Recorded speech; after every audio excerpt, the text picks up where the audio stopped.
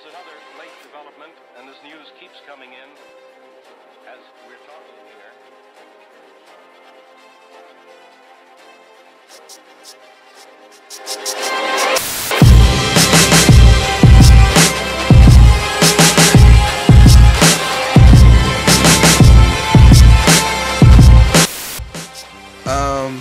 We are reading the, what is it called? The Obama. I call it the Obama book. What's the title of it? A Promised Land. Obeezy's The Promised Land. This book is a behemoth. This is the biggest book we've ever read. That's why we had this extra week in January. Yeah, man, because it's about 29 hours worth of audio listening. I listened to it at 2.5 and it went down to 23 hours, and I was like, God damn, like it just doesn't matter. But you can't turn it up though, because he do talk slow. He do talk slow as shit. He even brings that up about his daughter, Sasha. Well, he immediately brings that up. That's like one of the first things. Yeah, he's like, I talk slow as shit, man. But just in preference of the book, I listened to the preference and I actually read the preference, and that's when I decided to like start listening to it. This book strikes me as what I want from this book is a very open exposure to the president. I think for the longest, especially as Black people, we beg to see Obama in his natural state. We rarely get to see Obama in his natural state because he has to pretend for other people. He has to code switch. What I was hoping to get from this book was a really desensitized, straight up perspective of Obama. What was some of y'all expecting? Rob, what was your expectation of reading this book? I think similar to you, I just wanted to gain a better understanding as to the way he thinks and the way he approaches things, which he goes into great detail during this first part. Hey, Rod, did you see that video that I sent you, bro? About yeah, I saw it. Yeah. That's exactly how you saying that, boy. Hey, for Baltimore though. You would fit the fuck in though. So then, JB, then, do you feel like just from the opening and what you've seen, do you feel like we get that? Do we get a real look at Obeezy, or are we still getting the buttoned up shirt version? I think we're getting a real look at who he is. I think he showed he did a really good job, and he starts off really well, like relating to a lot of people that, you know, you live in these environments or whatever environment, but you know you can't fit in. You spend the whole time trying to figure yourself out. But all really, like, you think about it, it's all a part of a master plan. You just don't know what it is yet. As you just keep trying to become the best version of yourself. But he definitely let you in, especially when he started talking about Michelle. Yeah, he becomes his true self when he's talking about Michelle, for sure. Shay, do you expect how you feel about Obama to be swayed or changed based on what you've read so far? Like, do you expect there to be a drastic change in your opinion of him? Nah, I don't expect to be a drastic change because I am a Obama fan. A lot of people aren't. I've been pro Obama for a long silly time. ass I don't people. think. Hey, watch your mouth, cause I ain't silly, motherfucker. How about that? But you're Biden. But you like Biden? Goof. Hey, watch your mouth. I don't even like Biden like that. That's your boy. That ain't my boys. Right. Woke Joe, me and Woke Joe got a mutual understanding. I don't know. So the thing about me and Obama, I think I read people very well. I've never gotten the vibe that they are being fake. I never felt that Obama didn't do enough for Black people, quote unquote. I felt like he has always been himself. And over the first 4 chapters, I just feel like he kind of just solidified what I thought. Like, he's a for the people type of person. He respects everyone and their story and where they're from, and wants everyone to be, like Jeremiah said, the best version of themselves, right? And I feel like he's just, letting me in a little bit more into that exactly. Like, he's showing that he's speaking to his upbringing and kind of what made him be the person that he is now. And in the later chapters, he kind of talks about, you know, like why he decided to go into politics, and that even it confirmed what I thought about him pretty much. Like he was a president for the people. He wasn't a president for black people. You know, he had everyone's best interest at heart the entire time. And I think, it's solidifying what I thought about him.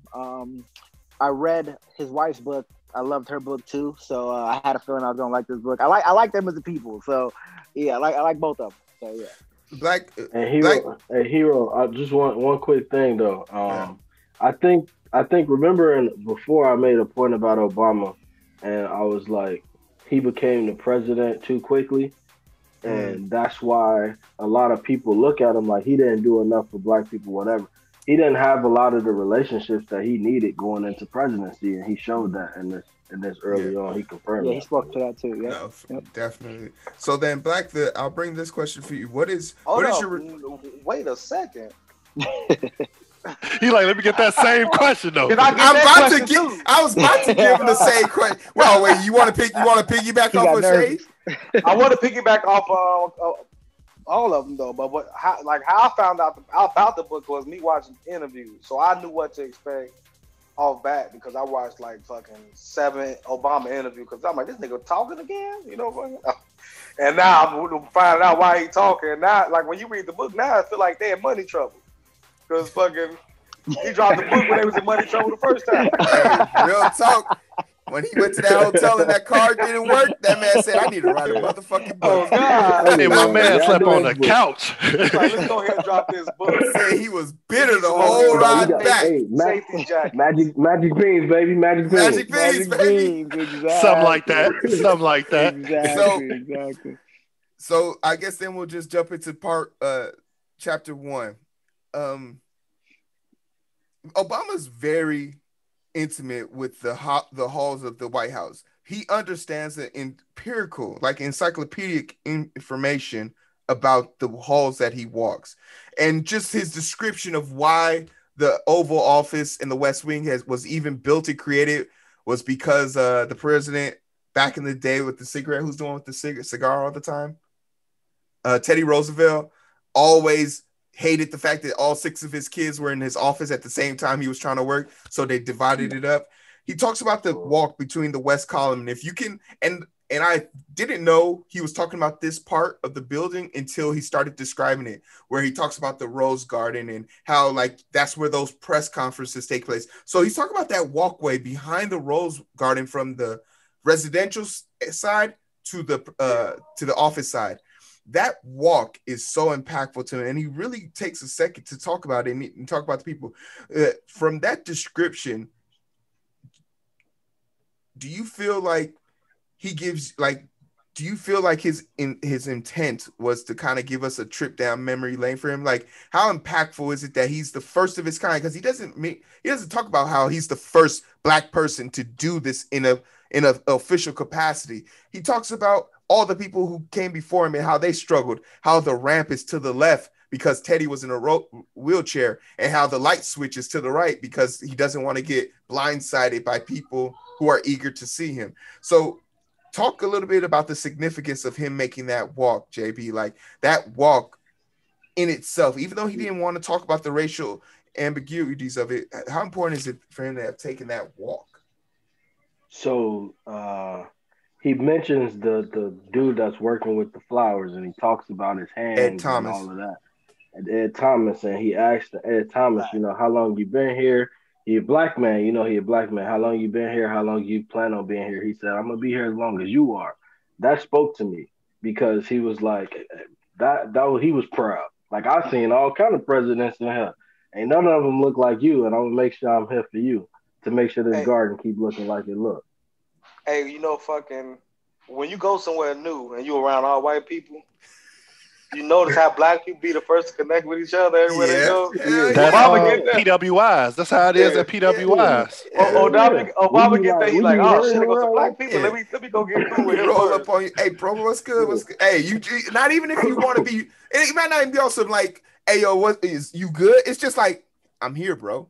We here together, bro. Like you just said, head nod. So then what is the, like, so then you see that connection. How many how many people, like, I feel like that story was talking about us in general. Like, we all in it for you, Obama, until you get out of here. Would have been, I guess, like, if you want to push down to that, how abysmal is it that he didn't really know much about politics, though? Like, can I speak on that first question before you move on? Go ahead. Something that struck me reading that portion of the book was just I feel like it shows that he's a people person.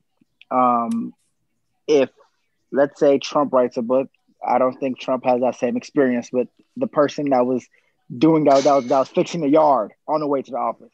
You know, it kind of shows that, like, not only is he a people person, but he took time to appreciate the small people who were doing things for him that, you know, that every other president might not have. You know, I feel like, yeah, definitely this is another black man that I'm seeing, but just the way that he made the book, you know, like this is a book about my journey, and he didn't have to put that section in there, but it kind of shows that, like, you know, he didn't take his time there for granted. He didn't take the people that was helping him for granted. I feel like he appreciated everyone that assisted him, whether they were fixing the garden or fixing his food or cleaning his office, helping kids. It kind of showed to me that he never took for granted all those little people. Yeah.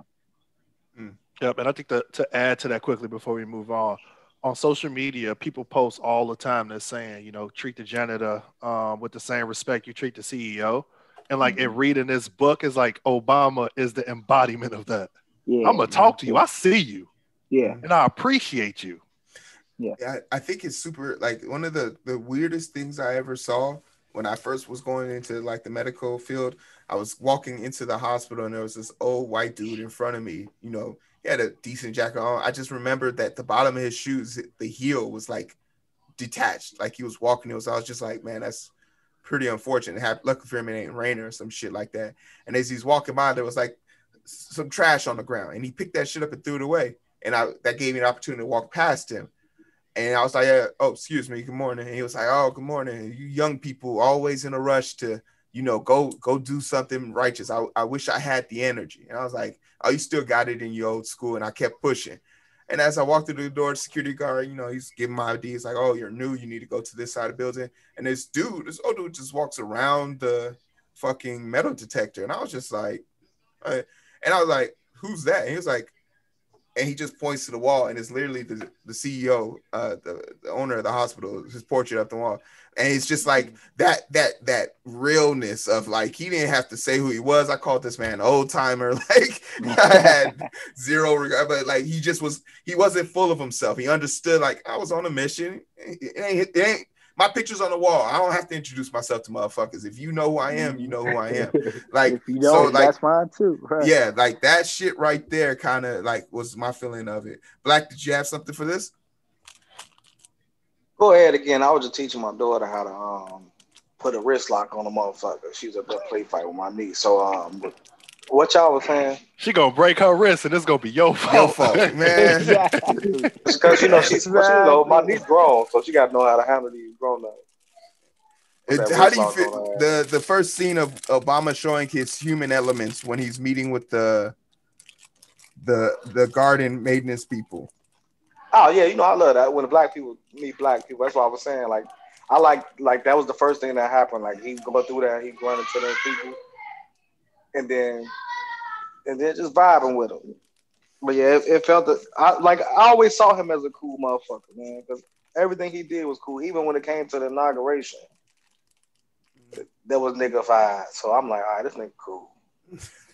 He like all the real rappers. He actually listened to rap. He ain't one of them motherfuckers like fake it. And you know he listens to rap because who his wife is and who her family is. They real as hell. Her brother quit his job as a boy. What was he, a banker? Banker to become a athlete. To be a coach. An athlete. He's a coach. Yeah. To be a coach. Like, this nigga wants to become a coach. So then let's talk a little bit about his upbringing, right? This part, especially because there was so much talk around him being having a fake birth certificate and all that bullshit in the beginning. Hey, That's cool. Like, okay, I know what you coming to. I'm like, but go ahead. I'm like, that shit cool. And it's just crazy because for the longest, people like me, I just looked up his birth certificate. I saw it, and that was the end of it for me. I was like, okay, it has a U.S. seal on it. It has all the proper documentation name on it. But for other people, man, off back, if you already the president, you already know they went through this bullshit already. exactly. And and that was something that baffled me because then when I remember searching that shit, I just remember sitting there thinking to myself, wait a minute, how the fuck did he make it to presidency without nobody talking about this? Why am I wasting my time? I didn't even waste my time. Why am I wasting my time? And like right then and there, I understood like the importance. It's like one of the qualifications. That's like me becoming a doctor without going to a doctor. Yeah. And so then out back, his mother is already American. So no matter where he's born, it doesn't matter. He's already automatic citizen. Yeah, so like, come on, man. And the thing but I guess that's two layers. And Rob, maybe you can speak to this. One, to the importance of you just doing rudimentary research, and then two, not falling for the hype. How important is it, Rob, to just like let people tell you their stories? I feel like it's equally as important about the telling of stories is for people to just not headline chase. Because I feel like all of this happened because of a headline. Just like no one took the time, like you said, you did your independent research. Oh, I saw the birth certificate. I saw the seal, right? Yeah. I can look up who his mama is and look up my information if I really, really want it. People just saw the headline, oh, but Barack is an American citizen. Boom, that's what they ran with. And it's like, people lazy, man. Yeah. People are lazy. Boy, I told them headline readers, boy, they would read the headline and then draw a summary. So what happened was, bro, you read 2 words. And then most of the time the headline just be to catch your attention. And then they'll have the balls to say some shit. And then they'll have the balls to say to you when you say, "Where'd you get this from?" And they'll be like, "Man, you got to do your own research." When that shit come out their mouth, they say that you know they ain't reading because all you got to do is just send me the link. You ain't got to tell me exactly. Just send me the link. When they say that shit, I just be ready to fight motherfuckers, man. But that's why I like the newer Facebook. They got the fact check right underneath. Hey, motherfucker, post something and then right underneath they posted how to fact check, but they'll still be talking partially about, true. Partially true. Ain't real, bro. It's right there underneath that said it's completely false. Like, but I don't think that it's Facebook's job to do that. But I think it's crazy that it has people to just in today's day and age, shit and run. But in today's day and age, okay, so like remember, like people talk about like financial literacy. There's such a thing now as internet literacy. What? Because you have deep fakes out here where I can put someone's face on someone else's face and say that they committed a crime. That's a thing now. That's a thing. So like, I think like when you have a place where a lady openly admits, like there was a town hall meeting like 1 week into Biden's administration of 10 Republicans who still believe that the election was stolen and that Biden will be arrested and have his presidency. Oh no, it's some crazy. There's some crazy people in the house right now. And you hear people talking shit, and you'll be like, "So, ma'am, explain to me where you got this information." Well, I'm in this Facebook group, and it's just like, Oh. And then you'll be like, "What news do you watch?" Well, I used to watch Fox News until they became too liberal. Fox News is too liberal. Man, you walk. We walk. Is that Jeremiah being is the sound guy? Hey, Jeremiah dropping ad libs and shit. Rap battle. I'm trying to make Heero drive easy. You know what I'm saying? Heero talking. He said ad libs. Yeah, he go. Okay. Back there dropping. I couldn't see you, so all I hear is we gonna move the book club date and not tell Black, man. Yeah, man. Black. I'm gonna check in every motherfucking day. Something that was super interesting though about Obama's upbringing was the fact that his mom was divorced twice. They moved to multiple places, and the fact that he was raised by multiple generations. He was raised by an older grandmother generation and then had 2 sets of fathers. And he talks about how the most impactful thing his father did for him was walk away from him. how important, like we all come from different family dynamics, Get your own water. but how much of our own personal upbringings do we see in Obama? The aspect that I see is when he went to Africa to kind of reunite with his father's side of the family versus his mother's. So talk about a little bit about your experience with hearing about Obama not having this perfect lifestyle, this perfect, he was statistically banded out to be a person who could be imprisoned or shot before the age of 16. Statistically speaking. So let's talk about our individual issues with beating the odds. Like, Shay, what is your experience as it pertains to Obama and beating the odds? Well, first I'll speak to my personal experience with beating odds. I was born in Nigeria, came over here when I was pretty young, and a lot of people don't know that I grew up in a single parent household. My parents were together, Your but mother came over here by herself? Yep. So my dad is not a citizen of the United States, so it was just me. It was me, my mom, and I have 3 older siblings, 2 sisters and a brother.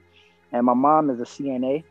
CNAs don't get paid much, so raising 4 kids working as a CNA is extremely difficult. It was pretty much me and my siblings fending for each other a lot, taking care of each other, looking out for each other. So statistically speaking, I shouldn't be where I'm at either. Like single broken, well, not broken. They're together, just different countries. But I had a lot of opportunity to fall by the wayside. Some of my friends, some of my closest friends growing up, don't have a bachelor's degree, didn't even finish high school. One of my homies got like 7 baby mamas with 7 kids. Is his name Future? Nah, his name ain't Future. JB know who I'm talking about, but we ain't gonna drop no names. Right, but I very easily could not be in the position that I'm at right now. So I think it's definitely internal because my parents, my family, my mentors, they had a effect on my life, but I also made very deliberate decisions to not follow a certain path. I was like, no, I want to get an education. I want to better myself, this and that. So I like that Obama made similar choices. Like he didn't have to be the scholar. His love for books came from, like he talked about, he would just gather books on his own, So I feel like defeating odds is definitely based on the people you have around you, but it's also very much internal. It's very much like your desire to be the best version of yourself, and you just got to continue to pursue that. So yeah, I could definitely relate with that. I found it very interesting, and that's about it.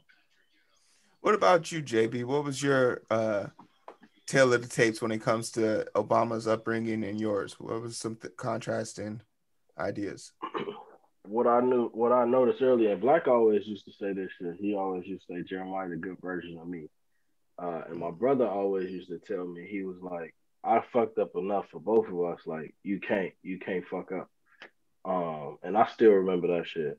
And I think one thing Shay kind of touched on is you like running these circles, like you run around these people, but at a certain point you make a choice like, nah, that's not me. And I know that was something that my mom definitely made sure she put in me, like don't be afraid to walk away from a situation. And she would also always tell me, like, if you think your friend's gonna look at you different, just say, my mama said that I gotta come home. Something like that. And she was like, just throw me in it and get out the way. What about you, Black? As far as my daughter keep calling me, put her ass on do not disturb. She tripped. She still calling on the fucking phone. How is that shit even working?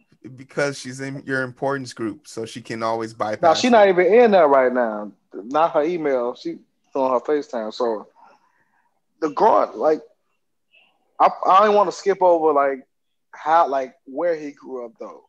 I wanted to talk about that. I wanted to talk about how his education wasn't here. So how much more educated he was because of that. So even though he was in a single family household, his education before that, and his mother education, where she was teaching him was way better. Mm-hmm. So it wasn't like he had the opportunity to fuck up just like all of us, but like damn it, everybody here had a daddy, regardless if he was here or not. Like Shay daddy wasn't here, but he was in. African fathers and African families don't play. So as far as y'all coming over here, especially when they fresh from over there, they ain't got no time for error. So you can fuck up, but the consequences are hectic. So his Philippines upbringing was very strict, very oriented, and the Philippines are very prominent in the idea of a community will raise a child. Yeah, that's why that's how the project is. That's why I had to put my shit up when we were talking about that. But that's why I found it to be so strange, because in numerous occasions he talks about how he felt out of place because he didn't look like them, but failed to bring up the fact that they still let him in, and they never questioned that. And I mean, you could get. But he also went to one of those private schools too. And that's where. Yeah. Then you go to one of those like little rich ass schools. So basically, he probably was in there with a lot of white people. No, definitely. And I think I went to a boarding school, and that was I thought that was one of the first times I met white people was in Africa, and I was just like, "What the fuck are y'all doing here?" Shit. They still rich as hell. Like, what you doing over here? Y'all are everywhere. But like, I think like I really didn't like the cognitive dissonance that he was experiencing, because he would talk so highly about how he was proud of his upbringing and how his community raised him and how his generations of grandparents raised him, and he had so much to be thankful for, but just didn't feel like he belonged. He spends a lot of time talking about how he was searching for belonging, and he found his purpose in reading books. And I just, but do you ever feel belong black, man? Like, you can't feel like you belong somewhere when you black. When you I think that drastically changes when you go back to Africa, because like he was like, you going to Africa is different. But I'm saying like him, he was in Indonesia and what in the Philippines, the right? Philippines, yeah. Didn't he go to Indonesia too? Indonesia and Philippines. So, because of his sister daddy from Indonesia, right? Yeah. So like for us, that's not a hard gripe, because we were living Obama's existence as young children here. Like we might have gone to a public school, but it didn't make up the complete ratio of where we were, especially like you get into some of these districts and like you got Wilson, like all these schools in the area, Wentworth and all that. You're like, this doesn't comprise our community. This doesn't look like what our community looks like. It's like growing up, like you got your village, right? When you was younger, you lived in the village of all black people, right? Yeah. But going to school is like going downtown, right? Because you used to run into all the white people. Because in the projects, you ain't got no fucking white. We had one white lady in the project for some reason, and that bitch was a maid to somebody. Like, I'm like, well, where the fuck is? I see this white lady coming out, bro. What the fuck is she doing here? And she a maid. Somebody had a maid in the project, so niggas live lavishly, regardless of their surroundings. But when you go outside of the area, you get to see these white people. Like, man, what the fuck is going on down here? Because my mother worked downtown, so I used to always go down to the Watertown, shit like that. They were like, these white, it's different. So that's why you feel uncomfortable when you're around all these people that feel like they better than you for some reason. And they do that. They feel like they better. I ain't gonna say the Philippines probably treated him like that. It was just the fact that he probably got ripped away from where he was to go there. Yeah. If I was a betting man, I would say the Philippines made him feel just as racist. I mean, unfortunately, America is racist, but it's not only America. It's not only, but I don't know about the. So I got a friend that went and studied abroad. She said she experienced more racism in the Philippines when she first got there than she had for a long time. But they just so poor though. They like if you got like $10, that is seriously oppress people. Yeah. Oppressed people only know how to oppress people. Like, remember, the white people that came here were oppressed. So once they got freedom, what's the first thing they said? Hold up, we just got this freedom and it feels great. We gonna oppress some motherfuckers. Like, could you imagine that was their thought process? So the thing that I do want to draw back to Obama is his personality as a child growing up and as a teenager, his cathartic, lackadaisical, even defining himself as being lazy. He rarely found himself having an opportunity to want to be humble. It's a complete contrast of the Obama we know now, who can walk up in a suit with coffee and shoot a three and walk out unscripted. Like, the charisma is almost night and day. Do you feel like a lot of his charisma comes from that now, like that upbringing? Go ahead, JB. I think a lot of that growing up is him. He was trying to find a place where he fit in. We kind of just was talking about it, and now he's comfortable with who he is. Like, and it don't even matter what you got to say at this point. Like, I'm fucking Barack Obama. Like, I'm OBZ. But Heero, to your point though, I think the places the example you just gave, him shooting a three and walking off, even in the first few chapters, he always considered himself to be a decent basketball player. You know, that's his comfort zone. You know, he said that he enjoyed playing basketball. So I feel like the points where he shines is the places where he feels comfortable. Like in the later chapters, he talks about how all the debates he used to be in, you know, all the books he used to read, everything that he did as a child ended up benefiting him as an adult, right? So the intelligence that he has now, mixed with him being able to shoot a basketball, came from his upbringing, right? So it's like he is now everything that he did as a child added together, you know, all grouped up into one big bubble. He played basketball, he read books, he was into politics, he was into this and that as a child. So I think, but him remember, now he wasn't is just really everything into adding up. politics. Remember, he was saying like he wasn't really into politics. But It he was read his the mom. books though. He had the knowledge though. Yeah. He had the knowledge. So that's the thing. Like when it doesn't. I mean, he wasn't really into it, but all the books that he read as a child, he said he knew words that he couldn't pronounce. He knew the definition of words that he couldn't pronounce. Right. And then as you get older, as you mature, as you start to learn more about yourself, when everything comes together and you become, or you get close to the ideal version of yourself, of course you come with a little bit more confidence. Like if you ask me about my confidence level now opposed to my freshman year in high school, that's two different shades. You know what I'm saying? Like I was a scrawny little kid from Nigeria. My freshman year of college, exactly. But now, and I almost outran this night African, heavier. Bro, in Tim's. Oh, let me tell y'all the story about Black, since he want to call people out. I almost outran the African, bro, in Tim's. Black bet me money. I think it was like $50. He bet me $50 he could beat me in a race.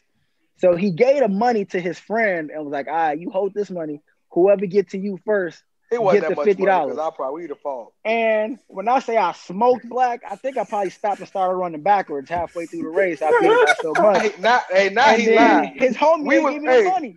His homie gave the money back to him. Hey, I had on Tim's though. I had on, how all the time. Hey, bro, we don't want to hear no excuses, bro. But the crazy part about it. But the crazy part about it is he ain't even leave me that bad. Like we was actually kind of close. He's like, hey, that's the first time I ain't heard somebody say I lost, but I ain't lose that. No. I expected to lose, nigga. I had on 10, so them motherfuckers gonna come off as I'm running. But the man, like fucking, I was just talking shit. I just wanted to fuck with him though, because I knew he's on a track team. He used to run in slow motion until he got on the track team. But a motherfucker, yeah, I did. I was slow freshman year. It wasn't until senior year I got some speed. I don't lose bets. You know how I should have listened to you earlier and went to track. I was exactly. Got to college, I was like, who the fuck is this? I didn't even know who I was. Yeah. That's all did your 60% of African help you out, Jeremiah? Yeah, it showed up and showed out. Black is so jealous. Black is so jealous. Ladies, I was athletic as fuck as a kid. I could have played or did all sports, but I was just lazy. I couldn't listen to nobody tell me what to do, bro. I felt like that was too much. And then he went to the military. Hey, the military, they paid me though. They paid me too. They bought my uniforms. You know what I mean? Yeah. They fed me and everything. Yeah. All right, then let's. But I knew what I was going for though. I was going to kill. So I'm like, all right, I'm gonna listen to these niggas so I can do what I want to do. So then I want to take you back to the last part, and then I'll open it up for chapter 1. The last thing I kind of remember chapter 1 is Obama's like reserve and his ability to dig in, and his response to who needs 5 shirts anyway. That shit really resonated with me because it took me back to my college days when I was in that 400 square foot ass apartment, and my bed and my dining table were one place. And you know, every day this was before like the internet was super prominent. So you wanted a job, you had to show up with your resume and a shirt and tie for a cold open interview at a restaurant or somewhere like that. And it took me back to that thing, and it made me, and this was the first time I actually related with the president. This was the first thing that I could remember, because I had 5 good shirts, and I guaranteed, like, man, if I was going, hey, it might be the only shirts I got, but these motherfuckers gonna be crisp, they're gonna be creased, they're gonna be clean. So that shit really resonated with me. Before we push on to the chapter 2, was there anything else that pushed out to you guys?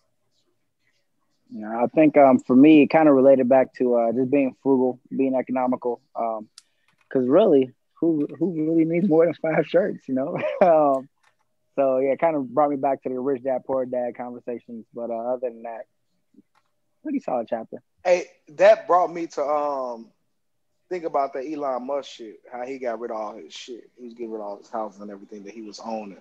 And then how in the same time frame I've been throwing shit away. Like, because a lot of shit we just keep just because, and you know, you get a house, you got more space, I got all this space. I'm just having shit places. Like, shit, I'm just put that over there. But now when I cleaned out my closet last week, I'm like, man, I'm throwing this shit away. Fuck, I ain't never wearing these type of shorts again. Just some goofy ass, like, I'm like, man, these some stuff. Got the picnic, them picnic. I got a bottle of water shorts. They was picnic shorts, bro.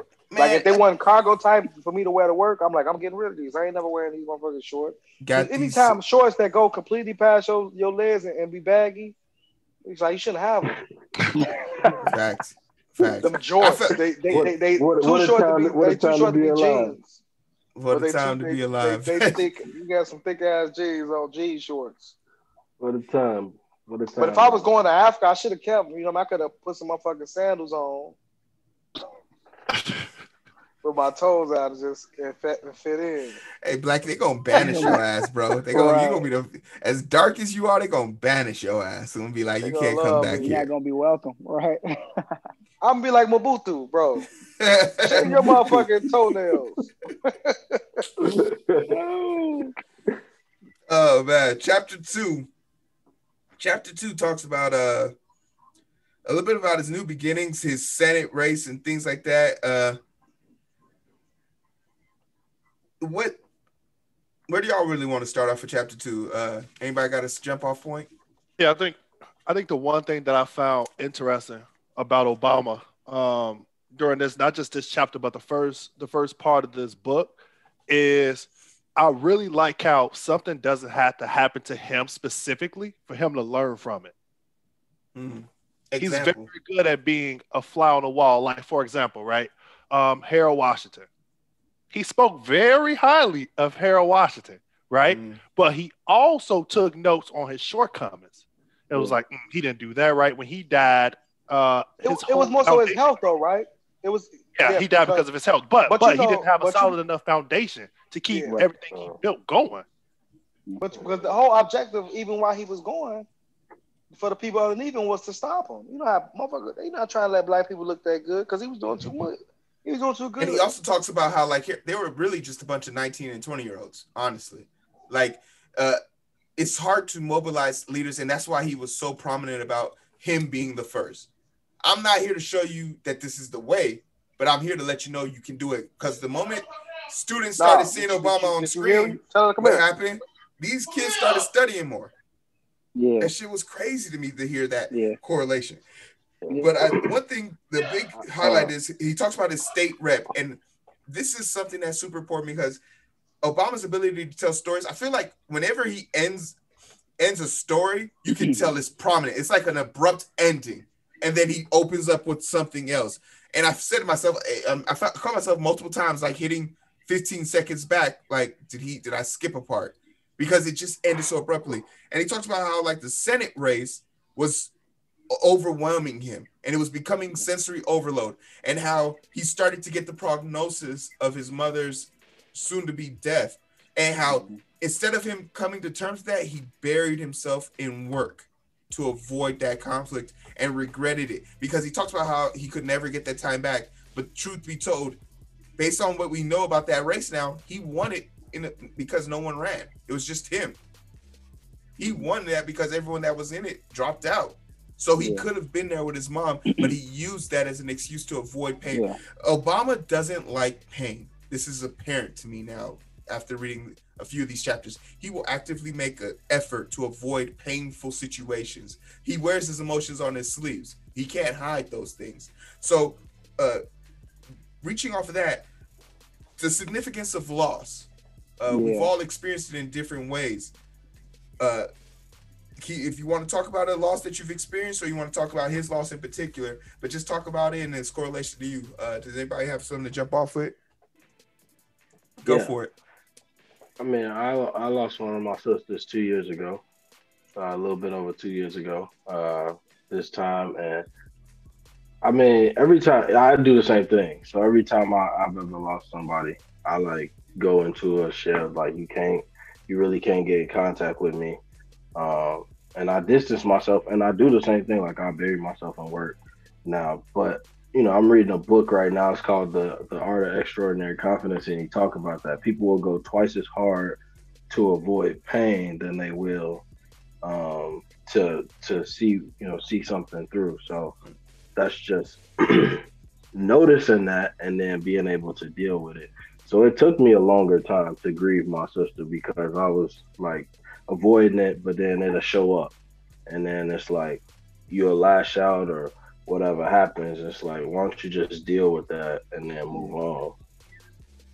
But you being a black man, you're not taught to deal with none of this shit. Right. I was telling this chick that just not too long ago. She was like, maybe women have problems with men because they don't understand men, and we simple as fuck, bro.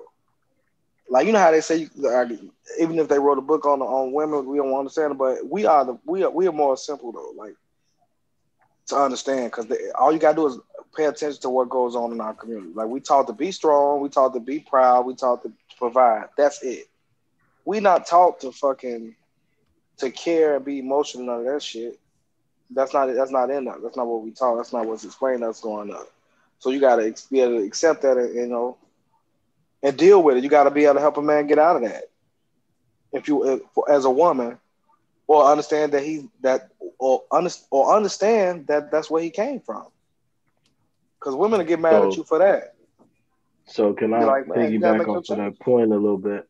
If I piggyback off that point a little bit, he when he brings up Michelle in chapter 2, and he talks about, like, this is where I related to him the most, actually, and I had to come back and tell Ashley to read it. Because he talked about how, like, basically he's the type of person that people would take advantage of, and he needed like a Michelle type of person in his life to do that. Yeah, Michelle's so damn dope. Michelle made that I told Ashley the same thing. I told Ashley the same thing because I am that type of person where people will take advantage of me and all of this other stuff. Like, you got it. I need 200. Well, here goes 3. I only got 250.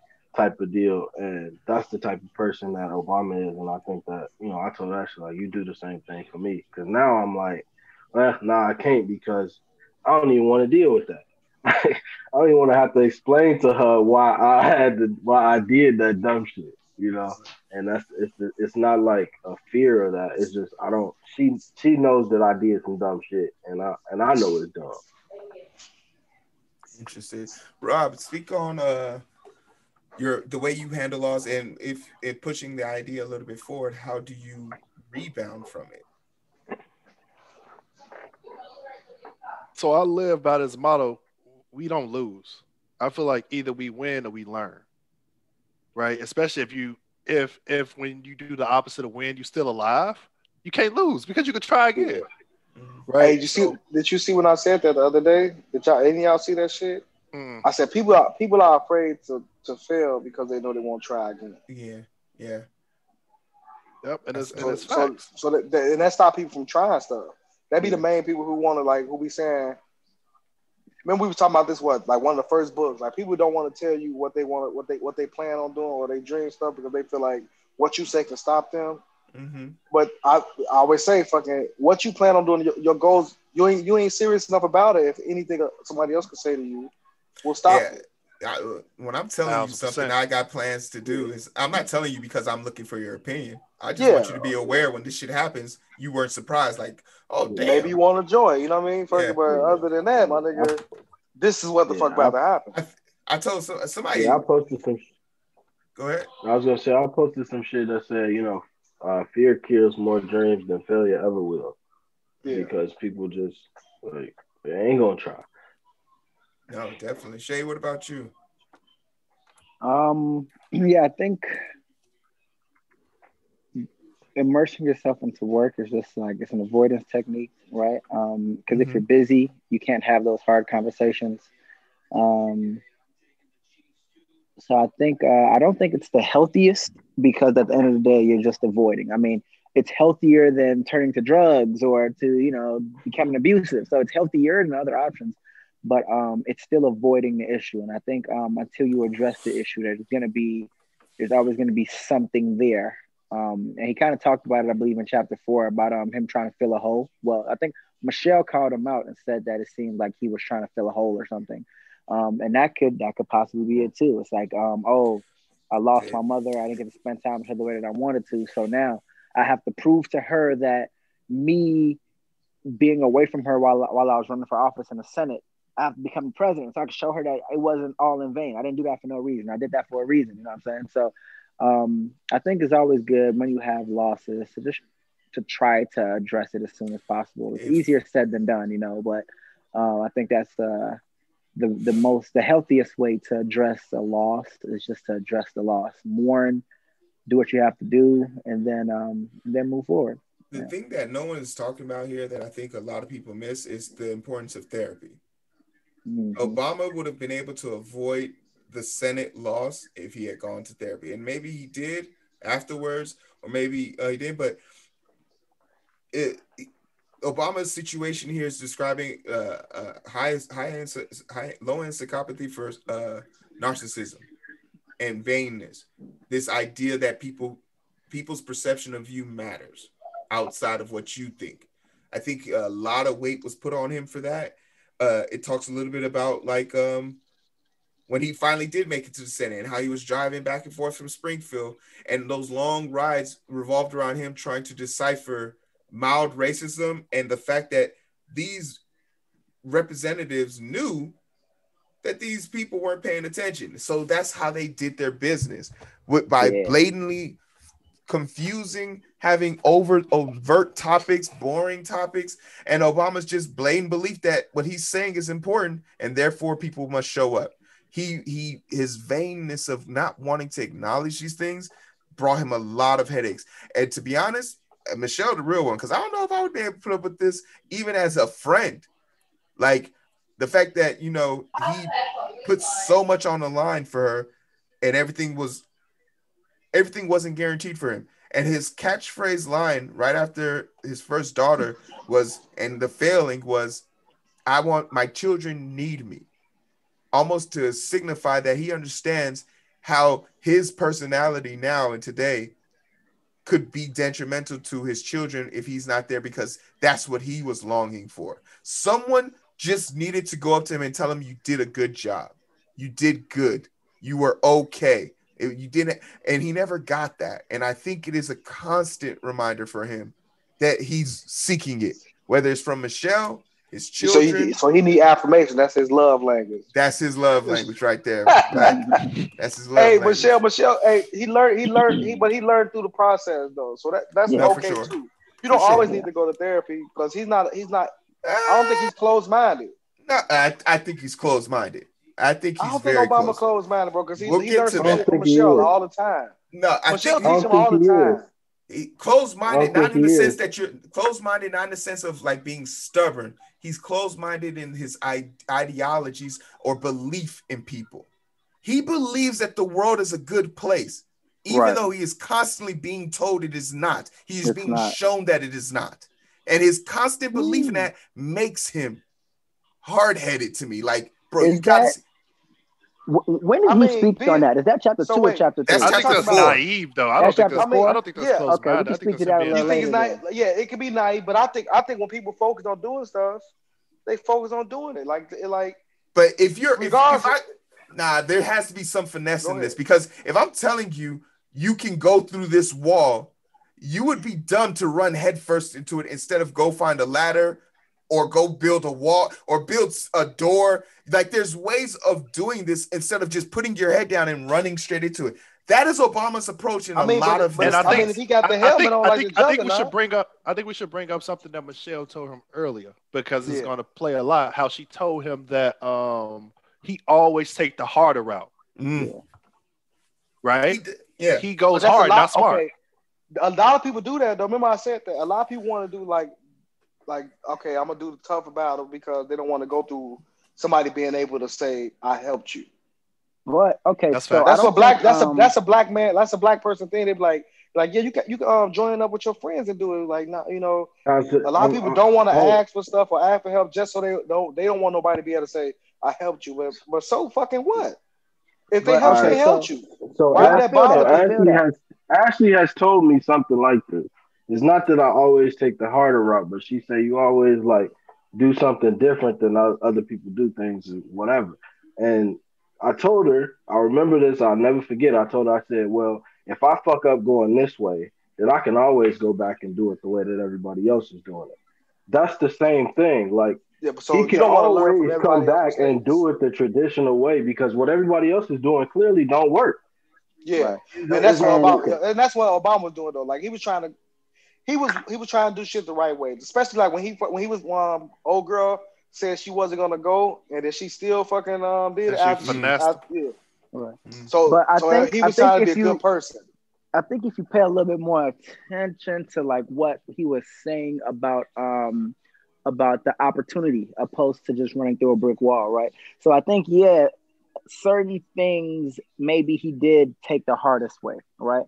But I feel like momentum and opportunity also comes once in a lifetime, right? Like so if at the time when he did when he was a senator, um, that might have been the hardest role for him to become president, might have been right there because he didn't have experience, he didn't have this, he didn't have that.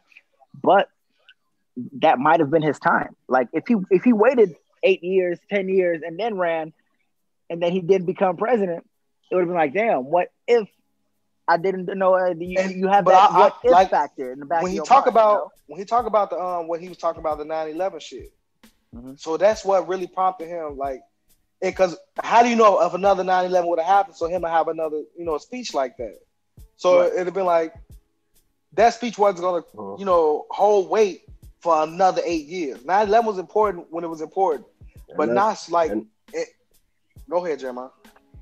No, and that's why I said before, like he became president way faster than he should have, and that's what stopped him from being as good as he would have been if he had became president. But I don't think that has to do with him though. But every time you say that, bro, I always remind you nothing to do about with the him. House and the party and the Senate. Yep. Because He they can didn't only do so have much. support. They don't have majority But swing.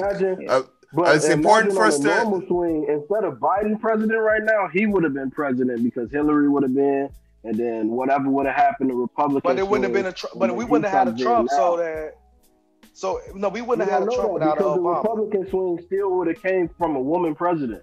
Yes, but it was just that he was so popular that he became president like overnight. He just became president overnight. And this is why I also believe that this book isn't it doesn't give us the real telling, because we do have to acknowledge the fact that Obama did win the House and the Senate in his first semester year, so he had majority. He had to. He didn't win that. He came into that, and then they. I know. I mean, yeah. What I'm saying is, when he won his first presidency, he had the House and Senate at his disposal. But that was short term, though. He still had a year. And he still had 1 year. Heero, he didn't know what he was doing. No, that would be fair. That would be fair. And became president overnight. How you gonna walk in and just be like, "Hey, we're gonna do some shit"? No, so I don't even know this place. And you see how detailed he is and analytical, even in the beginning of the book when he's talking about that walk. So we can't take that same person and then be like, "Hey, you should have jumped in and changed some shit." Right, Heero. I want to challenge your point real quick. Heero, I want to challenge your point real quick. So you said that your beliefs is very similar to my brother, They feel like Obama didn't do enough. Like he didn't put his foot down enough moments in his tenure. Yeah. And I want to say I feel like personality trait plays a factor, right? Somebody like Joe Biden. Joe Biden can put his foot down, and it's not a big deal because he's just another white guy that's in president. Like, no, it's him putting his foot down is not going to be. It's not going to be taken in a particular way. He's not going to have the entire world looking at him like, "What the hell are you doing?" You are the president of the free world and govern the most ballistic military in the world. But you don't need to explain. You don't need to explain putting your foot down. Shay, I said that to Heero before, though. Hey, Shay, I said that to Heero before. Right. So think about Shay, what you just did is made an excuse for white supremacy. Literally. Right. Okay. No. I agree with you. But check this out. Hold on. Let Shay finish. Let me land. So check this out. This is. Let's reflect on Obama and what we've learned about him in the first 4 chapters of the book. Right. His personality trait is not. He is who he is, right? So he is a president for the people. So he's not coming in like, you know what? He's coming up with the mindset like, I'm the first black president. Everything I do is being looked at under a microscope. I can't come here. I can't be Donald Trump. He couldn't come in and make these wild ass. But he was never that. He was a smoker. So he was always laid back and cool. He was a smoking ass book reader. So we ain't gonna expect him. He ain't even never had a fight. So we ain't never had a JB, Black, you are so right. But JB, I'm gonna go back to you. Now, JB, I'm gonna come back to you. The reason why he's not allowed to make excuses is because this man was a law student. This man specialized in the dynamics of negotiation and tactics. He was a debater. He was a thinker. He was a reader. But also, this is a person who understood inherently that if he did just enough, it would be considered greatness. He admits that he's lethargic in his approach. And I think he took that same approach. To Shay's point, he's the president of the people. What people in this country have suffered the most? Because if 2 people are suffering and you help one, does the other one feel disadvantaged because the other one's getting the help that they never had in the beginning? My point of reference is the LGBT community. He made a law for them. He has no affiliation with them, but they were still struggling. Black people never saw that as a spite. We just wondered. It was so simple though. Like, my boy Obeezy raised the earned income credit. Come on, man. Hey, I'll give him credit for those things, but I just don't. I don't want people to make excuses for his lackadaisical approach. Affordable healthcare is huge. Affordable healthcare is still responsible for 13% of our death rate and nearly 17% of women maternal death rate. Giving us healthcare didn't solve the inequalities that we experience in healthcare. But it started the conversation. It was a starter package. He wasn't expected to come in with something that's perfect, but Trump came in and tore it apart. If you had Barack, then you get another president that's like, all right, this is not working, but we're going to switch this up because the idea is they want to they want look. See, Trump thing was to take it out of his hands. I'm coming in and I'm messing it all up. That's how you know he did a good job. That is exactly how you know he did a good job. So I'm working my master's degree. I'm working my master's degree in health informatics, right? Mm-hmm. So triple aim is honestly it's what needs to be done in America to get America healthier in general. Triple aim is honestly a fantastic policy, right? Mm-hmm. Improving quality, improving access, and improving the last one escapes me right now, but that is what we need as a population to get the world to get America to be a healthier place.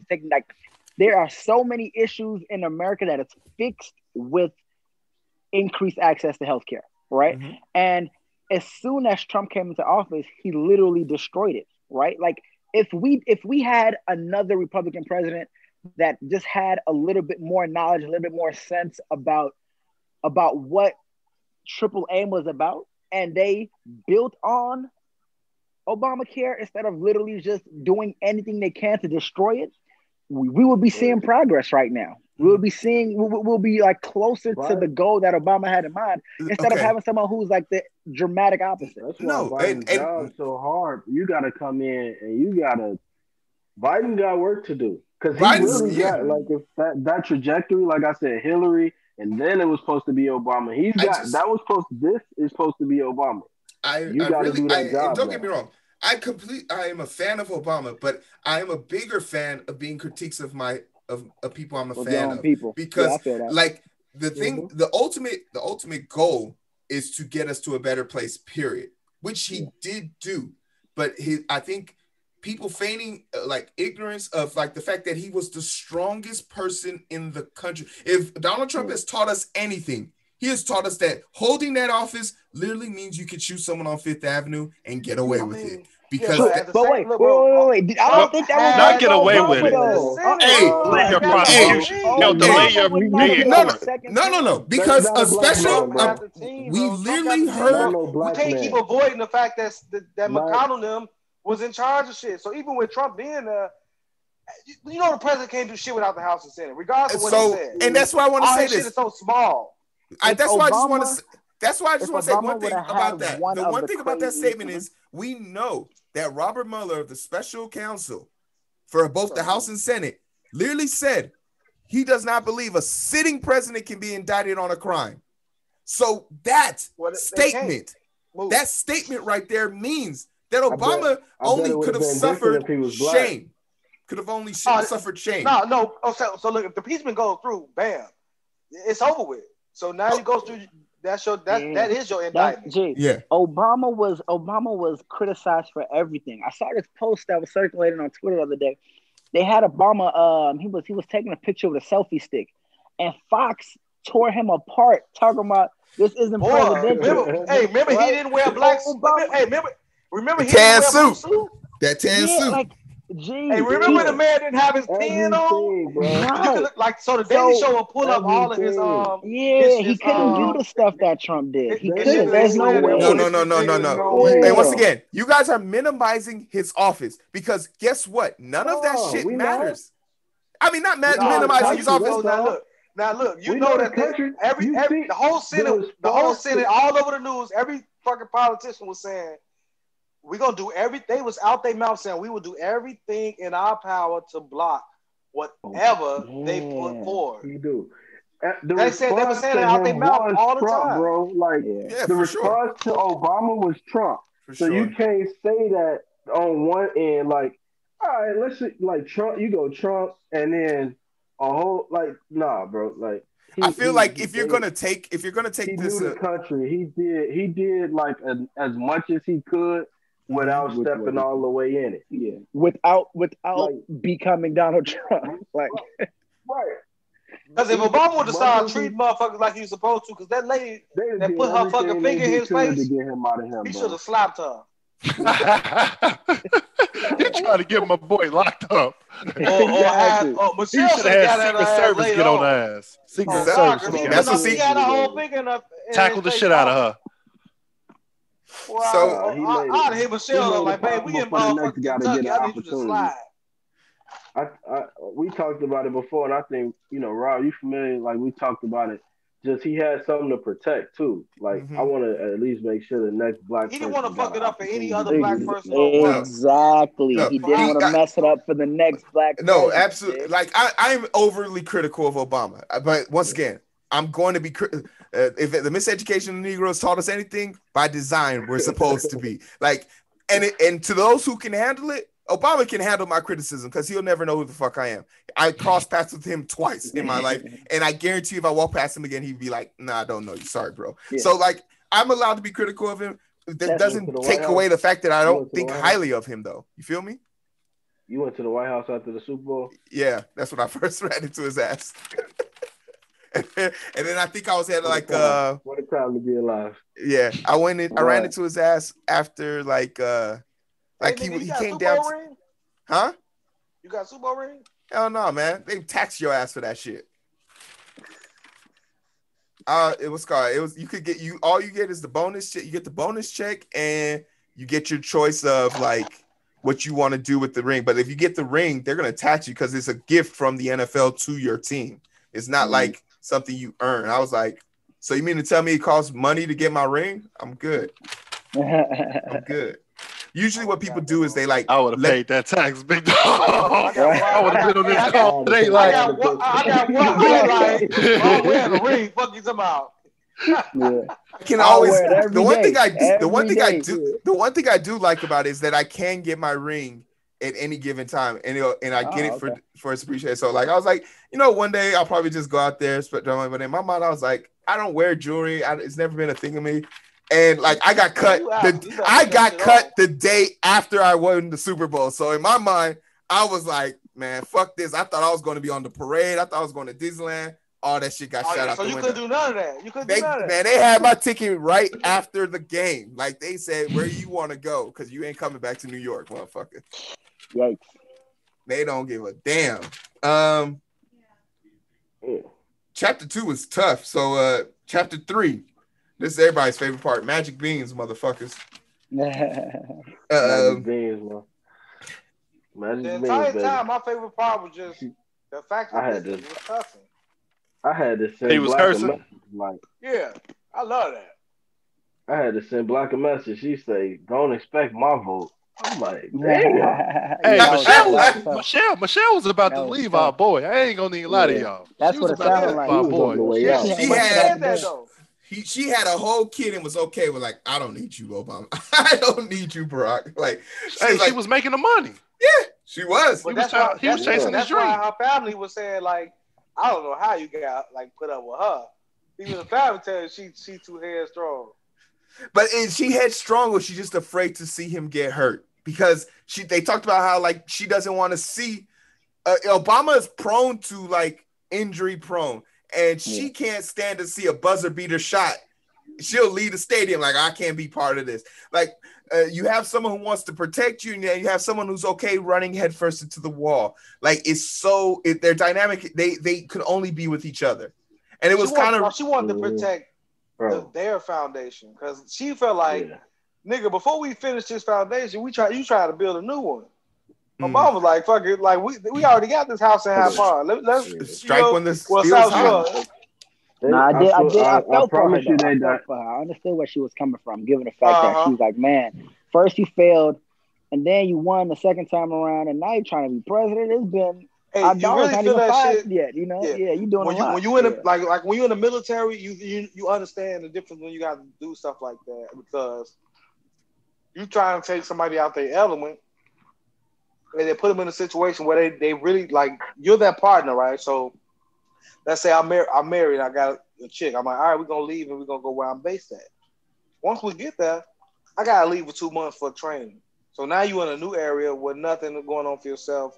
Nothing, your surroundings is fucking you don't know what's going on. You're just there. And we in financial trouble. So it's tougher. That's how it's tougher. Were they ever really in financial trouble? Yes. Well, they was because never really in financial trouble. You maxed out an American Express credit card. They was in debt. They was in big debt. I mean, they he went to Harvard. Without a full rap. You tell they have potential to make money, but at that moment they was fucked up. Right. I feel like at the end of the day, they could all just go back to law to being lawyers. One of these big law firms. Yep. Yeah. You see that because he was black, he was offered jobs. Yeah. No. It wasn't because he was black. It's because he was black. He was a good debater and he liked to read. He was good at what he. We ain't gonna overlook that, bro. People roll out of bed and make a high you black from Harvard, they be like, okay, cool. So what about you, JB? What you saying? But what I was gonna say is, shut up, black. Let JB talk. Damn it. I'm where I'm at because I'm black. No, I was just gonna say to a T though, they dynamic remind me of my wife and I. Like point on point. Like I had her read this part of the book because I was like, this part just it hit me so crazy because I am like, hey, let's do this. And we've had conversation and we butt head about it because like I'm like, let's go. Like let's do this, let's move. And she'd be like, we just sat down. You know, but it's like I see, and this is something that I told her in our wedding is like she's the details to my big picture because all I see is we going here. Like we going here, and she be like, Hey, "No, I'm about but to what write that about all down. of this other stuff?" Details to my big picture. Ooh, I that's swear to God, I'm texting the motherfucker that right now. Hey, as soon as he said, I started texting it. Hey, Quote of the podcast, baby. JB with another gem. but yeah, that's No, edit that out. that's the spot. Edit that out, bro. Because I'm sending that right now for real. But yeah, because all I see is like I'm really one of those people that feel like I could be president, I could be a billionaire, I could be this, I could be that, and she would be like, okay, but how? And I'll be like, all right, well, I'm gonna do it like this, and I'll write it down. Like, here you go, and that relieves some of that anxiety because that's what some of that comes from Michelle too. Like, I don't see what you see at all, and that's why I always tell people like, women and men don't think the same. Y'all need to stop trying to do that. Like, if she say this X, okay, well, here you go. This how I'm gonna do it. This what I'm doing right now. I don't know the rest of the story, but this at least this how I'm gonna get all the bills paid so that we don't have to lose our house. All right. He Shit, didn't I do just that peeped game. part. We almost been on this bitch for 2 hours, so I'm gonna push us a little bit forward here. Did we start at 12:30? It's been an hour. We got some change. You know what I mean? What you got to do, Heero? You try to push us out? We chilling. I don't got nothing to do, but I also have a literacy podcast at 1500. So, the one thing I do want to talk about a little bit for chapter 3 is his time with Dick, the Republican that took him out to the first time he left the country with the Republican, and how the Republican showed him the ropes, and how he just never really affiliated with things. And that was when it first happened. That's when Katrina happened back in 2005. Now, this is why, and you have to understand, this is why I can be critical of Obama. Because at the end of chapter 3, he talks about Katrina. Now, if I asked you guys, was Katrina as a global event, the storm, by no means could that have been dictated, could that have been understood? It's sort of like, 9/11. It forced us to change the way we do things because someone exploited us.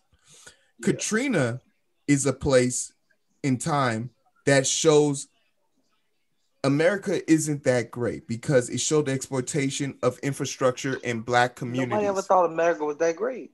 No. It depends on who you ask. It depends on who you ask. But this was Katrina was the first time on a global scale that the world could say there's no way this could have happened in America, where American citizens are drowning in their poverty. So Obama's statement, and this is something that made me say, like, okay, this is where Obama getting on that bullshit. Katrina wasn't about racism. I literally said, what the fuck? And paused. Because that statement is indicative of his ideology. That, no, this was a complete coincidence when we know infrastructure in Black communities are poor. The roadways are poor. The preparedness is poor. Like, there was no way. And he even brought mentions of it when he was at the Superdome, talking to families. Hey, why couldn't you get out? I couldn't afford a car to drive out of town because there's only 2 ways in and out of the New Orleans Dome.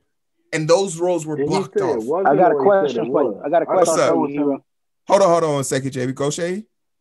So my first question is, one, if you truly want to change America, given the fact that it is still 60% white, which option do you think is going to turn more heads and open more ears?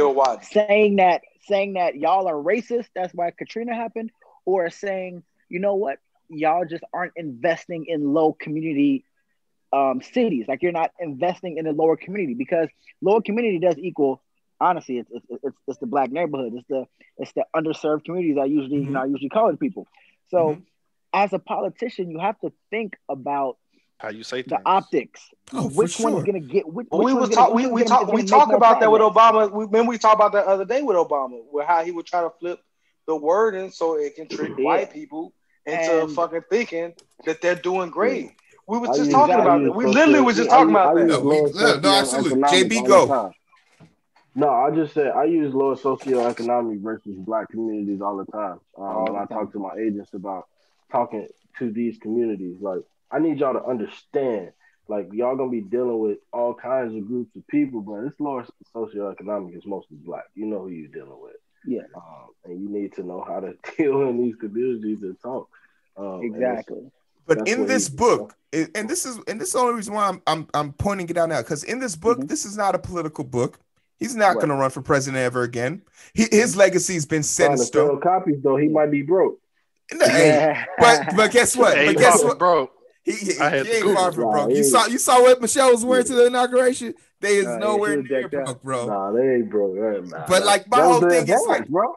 but my whole thing is like, bro, this is you He's have your no, tell-all book. yeah, He this has should be nothing to lose. yeah, exactly. Just tell me, I just want to hear him come at us correctly. But the truth is, he is, and I honestly believe that this is what he thinks, Absolutely. It and is. So, that right there is jarring as fuck to me. Yeah. So my second point to you, I'm gonna make a childish reference. So I watched this anime called One Piece. It's And I not think that is One not a Piece, childish anime. It is I mean, completely an adult bruh, type thing. I bruh, watch it and I enjoy it. depends on depends on how demographic you Anime, listen. anime mostly for adults, bro. It be Yeah, too much anime freaky is- shit. do you see the size of her dog? double, triple K breast size? Like, are you kidding me? That is not for kids. I seen an anime like remember I always talk about the anime dude get his power from sucking titties, but I seen an anime like You Oh, watching no, hentai, bro? Right. You Hey, watching that's hentai. Black made his own Right. anime. no, that's real anime, bro. That's real anime. He gets his power from sucking titties.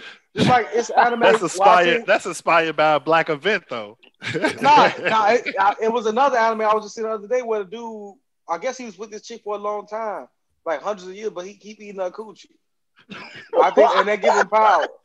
Now you're watching anime porn, bro. That's what Yeah, you he watch. watching anime porn at this I'm gonna point. tell I you don't the know name what of these anime that animes. is, Nah, bro. don't tell us the Nah, name but, of it, bro. Go Shady. But my point to that, it was like He wanted there's you can in the recent episode they talk about like how you view the world, right? You can view the world through rose-colored glasses, or you could be like a realist and kind of see what it is, what the world is for what it is. Like so I'm very much I'm a realist, but I'm also I'm an optimist.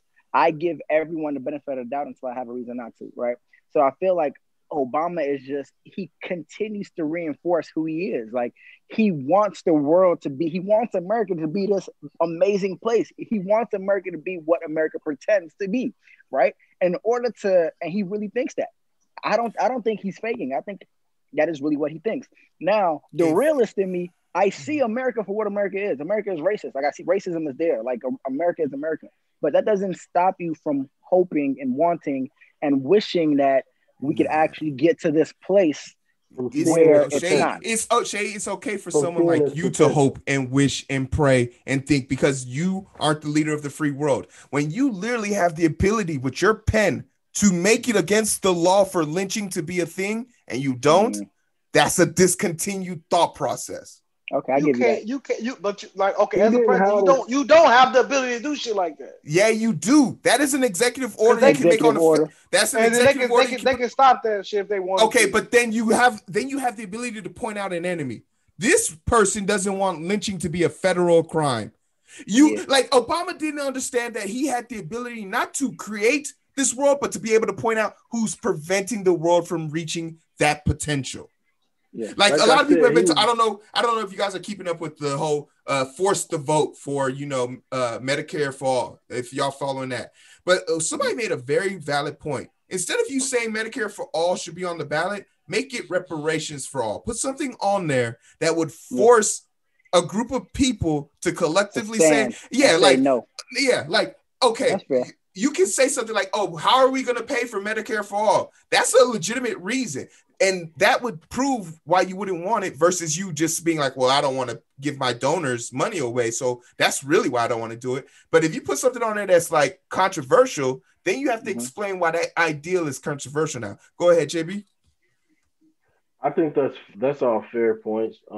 I truly believe like in his first years, again, to what we was talking about, the type of person he was literally trying to learn how to do everything and meet everybody. And like he wasn't really doing the job. He was creating relationships and trying to do all the other stuff. And what happened in the second half of his 4 years is he didn't have that that power, and he's not that type of person. Again, he's not that type of person. He didn't grow up in with that same educational system and background that we all grew up with. So we want him to be something that, he's technically not. Like, he's just him. And the other part of that is he wanted to protect so the next black person get an opportunity to be in. We have to put all of those variables into his presidency as a whole. And when I look back, again, for me, and you can look at all the presidents all the way across the board. JFK might have gave him a run, but he didn't have enough time. But I think Barack was the best that ever did it. Same. I wish he had a third term. Yeah, like that was when I really said that's the real problem with the presidential system. When I said you can't do nothing in 8 years, because he really wanted to learn how to be a president in that first 4 years. And when he learned it, because you've seen even on his way out, like executive order this, that, he hadn't been in Washington for real for less than like 2 years. So he didn't know nothing. Yeah. I definitely wish he could have got a third term. That would have been it would have been good to see what he could have done with additional 4 years. They don't even do that in other countries where you have a limit on how many terms you can have. I don't know why there's even a limit here though. Like for what? Like for what reason that the eight like serves a purpose? FDR got 4 straight. I know. Yeah, I know. But I'm saying though, what was the problem with stuff like that? Like, if they actually have people that get upset. Yeah, I know. I'm saying, but I'm keep the same energy for Senate. Then keep the same energy for Senate. I agree. Same. Put the that's term what I'm saying. Yeah, put the term on. Because that nigga Mitch McConnell been in that motherfucker since motherfucking MLK was alive. I completely agree with that. He helped kill MLK, and he's still trying to talk about it. Yeah. Mitch McConnell got he been doing some fucked up shit since he been in there, bro. Like real life fucked up. And he'll be laughing about that shit, like on the floor, smiling, like, "Yep, I stopped that vote. That was all me about y'all getting health care and shit." Like scumbags. But I'm all for term limits, and the squad is pretty animate about that, like getting term limits. I'm big on their salary caps too. Like they do have they salary need to caps. I'm like they need to make a lot less. It's some motherfucking jobs well, when they retire, they make more than what they was making while they was working. Well, that's because of the clause where they get to lobby, and they can still receive donations. I think that every campaign and every election should be held to $1 million budget. You got $1 million, no matter what your budget, no matter who you are, what you're running for. You got $1 million to get your point out. I feel like I don't give a fuck how much money you make through the campaign and shit like that. But after the campaign is over, all the access money should go to charities. Yeah, that's nice. Hey, I just want to digress for a second. Or taxes. Charity or taxes to the way. Opening drive. Buccaneers just marched up the field and scored a touchdown. Okay, and I want to bring up something else too for Heero. Because I know fucking up in Flint, all the motherfuckers going to jail. They got indicted. You know how happy I am? 9 motherfuckers, 13 rows. Yeah? I can't wait till that fucking election. I mean, that fucking trial starts. I'm be covering it every goddamn day. And you want to know who one of the opening speaker is going to be for that case? Miss Flint, Michigan, the little girl who was 9 years old when that first happened, and she's like now 22. She's still asking for water to be clean. Wow. I can't wait till that trial starts. It's ridiculous, bro. And you want to know what's ridiculous? And the money from all that campaigning could have went to that. Exactly. The amount of time they spent fighting, saying we didn't do anything and doing this, it could have equated to them replacing up to 75% of the pipeline 6 years ago. And I've been down to Flint. That shit is horrible. That place is horrible. The smell of it. You could smell when you get into city limit. That's how bad it is. It's crazy. But chapter 4. This talks about how his presidency kind of handled the war, what it was like for his family dynamic, the hung up on value questions of where he belongs, the proof of who he is, and he's starting to get his identity. What did chapter 4 say to y'all? This is the last chapter for us. One point that stood out to me was when he talked about he doesn't believe he's not anti-war, he's anti-dumb wars. And then he spoke to the war on Afghanistan being started by false information. And then even that was after a dumb war, bro. after Even they Iraq too, found bro. out, yeah, Iraq after could've- they found out the information was false, they still continued. They doubled down. Still kept Yeah, I going. feel but like that's They didn't have a that's one choice thing though. we I have think to at that fix. point, why when you I not? don't jump know in, it's why like not. We have to be able to But fix. and Like, that, and, Finish if and, we mess Finish up, what, you have to be Rob? able to double. You have to be able to what? back What's up. to come? Like, my Yeah. bad, y'all. Didn't mean to I do feel like it. Let's I do feel You it. like know why they wouldn't do oftentimes it? You know why they people wouldn't do hate it? admitting that they were wrong. and Yeah, this but is we have- Obama's Well, personality type. America, no, that's America. America, that's America, bro. America ain't gonna back out of shit because they were wrong. They I gonna think we have to treat that change shit that, up. though. That's something that Just has like to People had every war that already America lost been lives. involved in, Yeah. been bullshit wars for America. Like a lot of shit America Yeah. shouldn't have been involved in since America started, but they America jumped in every bullies, No. man. America's bullies. Yeah. Since I ain't gonna tell you how I feel about when America they because found I out, don't know who's listening, but when they found out, they didn't back out because he had already lost bodies. You can't just say, "Oh, we messed up and lost My people's lives." 20, My bad. 20 So they no, had no, to no, no, they no, no, started trying to convince people because that once there again, was a reason to be over there again. yeah, no, I feel you. And we lost 20,000 people, 20,000 people by 2007. I think a grand total of 355,000. My whole thing was Obama in his 4 years did nothing to close out those wars, to walk away from them. He is the first president. No. We shorted up. We shorted up. We shorted up, because of him. But no, But you can't pull out because of all the shit that can happen doing that. So right, because remember that's he mentioned that the truth was the stability. That's why president term should not be messed it up fucking so only bad. 4 years. Because I've been to war, so I know how if you just try to take some shit out of, if it's 10 people left, we getting the rest of them 10 people. Mm-hmm. So you got to basically sneak out of there. Yeah. Because the way it is in Iraq and Afghanistan, bro, they ain't never lost no war. They ain't never lost no war in Afghanistan. And everybody that been there to fuck with them, but them niggas run up mountains like we run down hills. Yeah. So fucking they don't deal with like shit that we don't deal with. So while I was over there, I was seeing that shit like, yeah, we used to pull out because I've tore down areas and I've seen what happened when people leave. That like, vacuum gets filled by the worst type of people. So the Marine Corps, we took over an area, right? It was what the fuck is those stores area called? It was a fucking I can't think of the name of the store, like market areas in Afghan are called, but the Marine Corps took it over because Taliban was running that shit. And they gave it to the army to secure it after we took it over. They lost that shit. It took the Marine Corps, I think 3 months to get it. Army lost that shit in 3 hours. Damn. And after those 3 hours, like after that, bro, people was just over there dying in there trying to retake it. So when me and my platoon went, we sent their ass a notice, like we not even coming to take it over. We coming to kill everybody that's there and blow everything up that's there.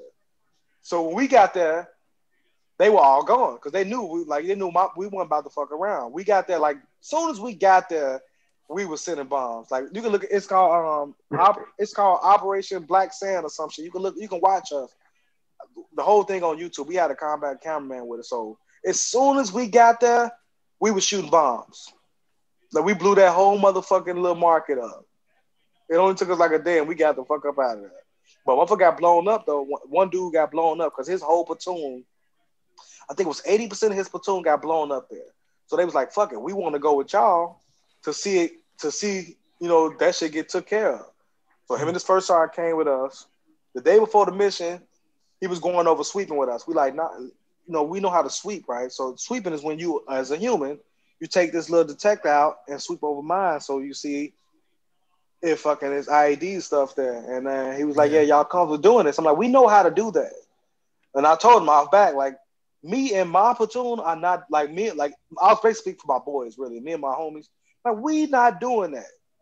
I don't give a flying fuck what paperwork y'all gonna do. This is in front of everybody. We not sweeping shit. We got too much equipment that can blow up and be fixed. We can't be fixed after we get blown up. Yep.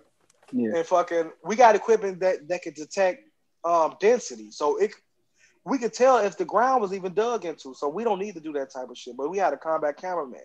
And the combat cameraman wanted to get an angle from a hill. And that dude who was showing us how to sweep went to go clear that hill for that combat cameraman. He found the bomb, he stepped over it, and then landed on the secondary. And got his fucking leg blew off and had shrapnel up on. I had to create a path for them to come pick him up. And then I thought instantly, one of my boys was like, you told his ass that we ain't sweeping shit. Like instantly, like, that's the first thing he said. Like, man, you told his ass we shouldn't be doing that. And that's what I was thinking. Like, that's fucked up because he was a cool dude, but I'm like, we should not have done that. Like that, fuck that comeback. I was mad that he was there. Like, how is that an MOS in the military? That's like, back in the day when they had the motherfucker carrying the flag. That's stupid. Yeah, or playing the little drum, like bombs going out, they laying the drum. Like they tried to, in a movie, they tried to say like, damn, he gonna play the bomb. What happened when he dies? And somebody else pick it up? Hell no. Like that ain't. If I was in, bro, we wasn't doing that. I'd be like, nigga, if you don't put that motherfucking drums down to get a gun, because I was not going for that. Hey, I just, what I thought was funny was that there was actually it was like a rap battle for those drummers on the field, man. They would find each other. Yeah. And they get up with each other. It was like drum line. Get your ass out of here. Drum line. You get the beat on his drum. He started, they were just, and like it was just funny because like at the end of the battle, no matter who won or lost, both of them were like just like, okay, see you tomorrow. And it was just like, all right, cool. Dodge a few bullets, get here. But like, it's so funny. It was so stupid back then. They took turns shooting at each other. Yeah, that was funny too. White people so damn polite. What's another thing that got out here for chapter 4 for us?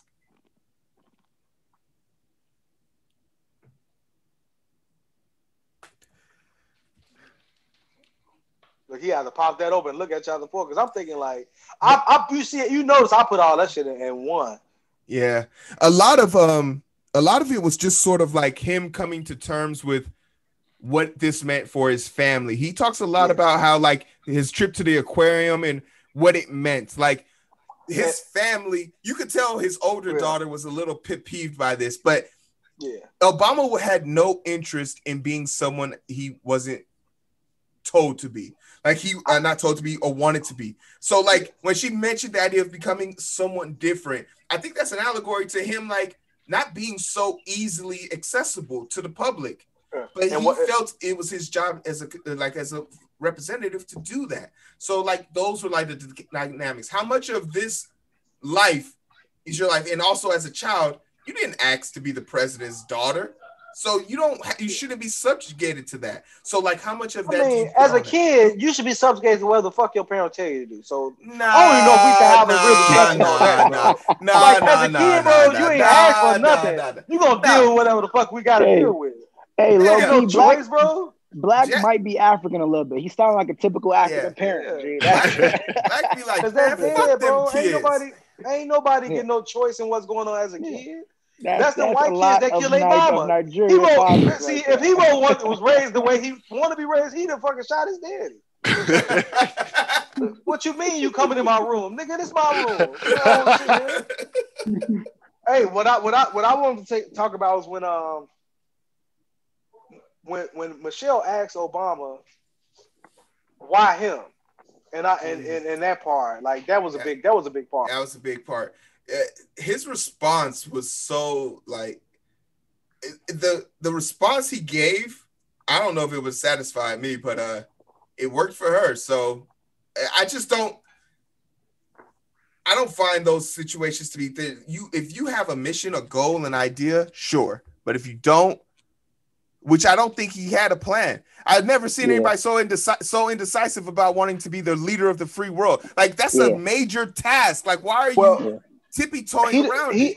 He didn't know if he didn't know if he should go through with it, and he wanted to make sure everything was in order as far as the support with everybody else, and then he had to make sure at the end what he said he should have did first was make sure Michelle had supported off back because he had how me and we go through everything we need to go through to fix some shit and get some shit done before we ask our lady. So we like. So you got the permit to put your motherfucking new garage up. And you're like, babe, can I move that flower field? The little flower patch you put down there because they coming to put the garage down next week. What you think about that? Like, motherfucker, you already had a plan. Right. That's facts though. That's Well, But I look think better though, I man. think I think that speaks to, I don't know if it's all men, but I feel like his mindset was like, let me make sure all my checks and balances are done before I even bring it up to her. It's like if I can't do it anyway, why should I even ask her? I don't need to hear her mouth if I can't do it anyway. So he was like, all right, let me see if it's possible. Then he's like, oh, okay, wow, I might actually be able to pull this off. Let me check with my wife if it's okay. So I think it is. It's easy to say he should have did it the opposite way, but I understand why he did it that way. I feel like Yeah, we like you understand why he did it that way, but but as a soon to be married man, nigga, don't do it that way. Yeah, we learned it. What I kind of do it that way though. Always learn. Hey, hey, Rob, you married now, nigga. You know not to do it that way. I kind of do it that way though. No, so what I do know about kind of how my wife and I dynamic, like I said, it's a lot about like Barack and Michelle. I know that they made a choice at some point, and he might not have brought up therapy, and they might have went to therapy, but I know they made a choice at some point to communicate better and differently. Oh, yeah. Because they clearly have two completely different communication styles and everything. And I know one thing that he always appreciated about her is she would tell him how it was. And I know that about Ashley. So I will check all of these other balances to make sure it's even real before she try to crush the dream, because she don't even know what's really going on. Yeah. So I gotta know what's really going on, so I can come to her with the whole fact. I gotta come to you with the whole facts, because that's I what gotta you come need to you to prepared, read. right? And I gotta have like, the how. You gotta have the how. Exactly. Because I didn't come to you second out of disrespect. Yeah. I actually came to you out of respect, but then he Right. didn't probably know how to explain at that point. Yeah. And have that communication.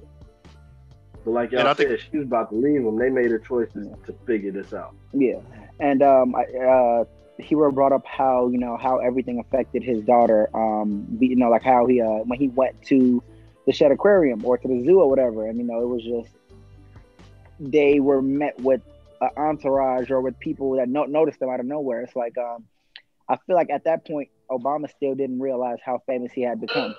Because before a certain point, you could see Obama walking up and down the street and no one would say anything. But then it just switched. It was literally like at the drop of a dime. Who listened to Lil Boosie? Black, it's Black. No, I fuck with Boosie, but I ain't listening to Boosie right now. That's probably Jeremiah. Me? That's me. No, that's my brother in the background talking. They say you sound like Boosie. He's like, yeah, I'll give you $1,000. You see on live. Oh yeah. Oh yeah, it's big money. So yeah, he's talking about money. He is that look. Oh, he watching the game. That's what it is. He watching the game in the background. He called the first down. He's like, I could have bet on that. Nah, but but that was just it. That was my thing about everything. Being the president's daughter, becoming the wife of someone that's running for president. Is like he said, it would take about a year or two without really seeing his family. Yeah, like you don't realize how much of a toll it's gonna take on your family when making a decision like that. So Definitely. I mean, unless there's anything else for but chapter that's how it be. 4. But kids don't get no choice. So no, kids don't get bring a choice. that up. Kids get a choice. Okay, you want to be mad? You want to even to an extent. His wife deserves a his wife gets a chance. She gets the choice, so she can say, "I want to take the kids away from this," but they gonna still know that's his kids. I mean, we're not trying to take ownership. We're just saying when it comes to raising your child quickly gets their own identity. Like even from that's watching true. Kids at the age of 2, before they can even compile a sentence, they have an identity. They have personalities. And if you shun that, you're going to actively be working against their growth development. So like Obama was very clear. Huh? I said Larry who said that? Hey. But the truth is, I think he paid attention to that drastic change in the tone. And even hearing the older daughter's response to it, like, you need an identity, almost to say that I'm tired of you being bothered when it's supposed to be our time. And the younger daughter saying, what would this voice sound like? What does that mean? Like, could you imagine as a 9-year-old saying to your dad, you need an alias, like, Yeah, and that's now big. your That's 4-year-old daughter now knows what an alias is because of an experience she had with you. Like, I don't think I used the word alias till I was in fucking high school. So it's just like further proof that, nigga, like, ain't nobody got no alias in Africa. Who you hide from, nigga? You still black. You like, you can't hide out there. black just, man, motherfucker, you don't know if I was going to Wakanda or what, man. Leave me out of this. But like, I just feel like there's a lot going on there. So, like, I mean, 4 chapters in, how do we feel, man, so far about the book? Yeah, I felt I give good. it 2 thumbs up. I like it. Yeah, I felt good when I first heard him curse. He hasn't directly cursed. He's cursing for other people. Yeah, that's what I'm saying. But he said it. But he said it. You know, I don't think he used curse words. I don't think he curses. Yeah, I don't think he curses. He'll say something. I guarantee he say nigga, because I know Michelle family said. Oh yeah. He probably gets a little clenched, a little. Like, oh shit, that's a little rough. Obama's funny, man. Obama's funny, but I think so far I like it though. I feel like it's confirming a lot of things, a lot of feelings are my opinion of him is being solidified. And for me, I just wanted to see when I first heard about the book, I wanted to see what it was like for him, and that's what I'm getting from it. So I'm cool with that. He has a lot of other books. He wrote a lot of other books too. I didn't realize. But now I gotta check those out, and I need a book read by his kids. See, he need to have one of his kids read the book for the audio so he can make some money. He might answer the question later in his book, but what I want to know is what is next for Obama? He's still very young, you know. So I wonder, like, what does he want to do next in the political world? He's going to be a lobbyist for the rest of his life. That's the only thing he can do. But he don't want to be no politician no more. He done with that shit. But he got the library coming up in the next couple of years. I think he would be. I think he would make jobs. Would you like to see him back in politics, like a governor or something? I would love to see him back in politics, bro. No, I would love to see it. I would like him to be back in politics. I feel like he need to be the one. He need to be somebody that be just standing your corner. He need to stand in somebody's corner. Be the advisor. They need to he need to stand in somebody's corner. He need to stand in some white people. Some white JB like is black so. JB's leaving him. No, he's never. Michelle will leave him if he ever tries to run again. She probably would. would. No, like the Black Klansman. Like the Black Klansman. What y'all talking about? Hey, put this in the Michelle gonna be our president in 12 years. Michelle hates politics. Put it in the with a passion. But she'll get my vote. Capital H. She'll get my vote. Michelle Obama would. But you know what? She did do really good as the first lady. Like, she had a lot of initiatives on her own. I don't like the type of shit she did though. So I love Michelle. But that whole health shit pissed me off. You don't take, like, bro, I can't get a big drink now because of that shit. Bro, they took sugar out of shit. It's killing you. It's literally killing you, Black. Let me die if I want to die. You know what I mean? What type of shit is that? It's killing like that, man. That's you don't need extra large drink. Let me kill myself. Yeah, bro, they took the chicken balls and all type of shit from us.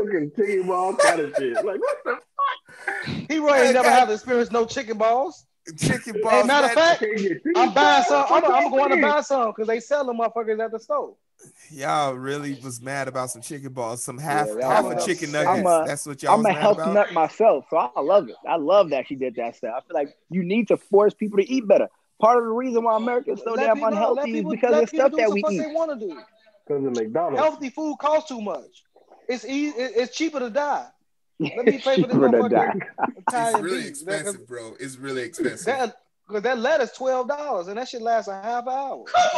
What type of lettuce you get for $12? Right. You get some going. Hey, yo, lettuce. That ain't Whole Foods. I gotta teach you how to eat better. Black, that's my next mission for you. I gotta teach you how to eat vegan. healthy. I go vegan part time. Nigga, you can't teach me vegan. I go vegan part time. I got a vegan chef. You got a vegan? Oh yeah, see, you got money. You got money. But everybody can't afford him, so. I hear you. Know, I'd have had sloppy nose and motherfucking fake meat. You know, sloppy Joe's made out. That was a sloppy nose. I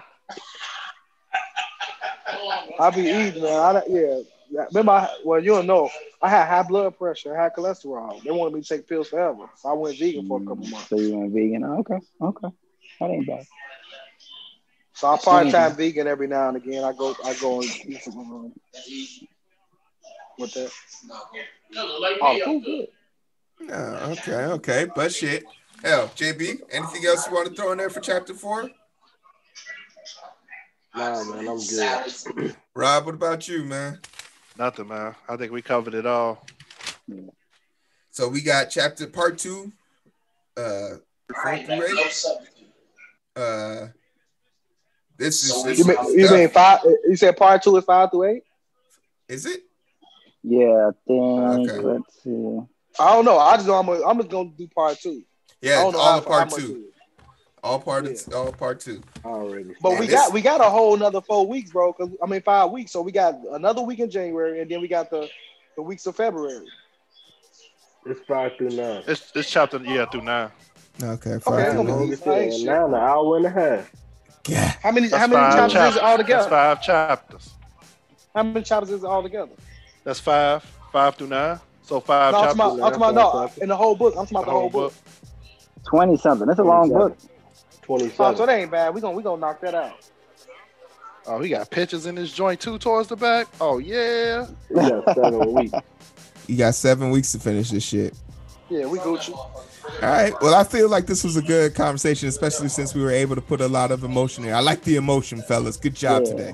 Good Yeah, job today. we just jumped on Heero ass today too. Y'all tried. Right, exactly. Hey, you want to know what I like about that shit? Rob ass was sitting there. Rob ass was just sitting there saying, "You know what? That's a good point, but I'm not gonna say shit because I see them attacking you." That's it. Rob will give you the silent nod, but he ain't gonna jump in. So it's good to know who's gonna fight with me. It's good to know. Oh no, he wasn't gonna fight with you. He was just gonna watch. Yeah. I agree, both of y'all, but we all family. I'm gonna let y'all get this. What do you? All right. Well, shit, He must fellas. have got Man. another phone call. Yeah, of course. His daughter's still calling, but hell, I ain't gonna hold y'all up. I know y'all half of y'all watching the game, half of y'all got wives to go deal with. Hey, We gotta see Tom. I got both of them. Turn up the H house. I gotta turn up the H house. See if you gonna slide. all right. Well, fellas, I appreciate it. Thanks for coming through. The And H until house. next time, man. JB, I'll be expecting that call so we can get our finalizations in, man. Great conversation, fellas. Love it. Congratulations, Rob. Hey, appreciate it. Yeah. Talk to y'all next week. All right, catch y'all next week.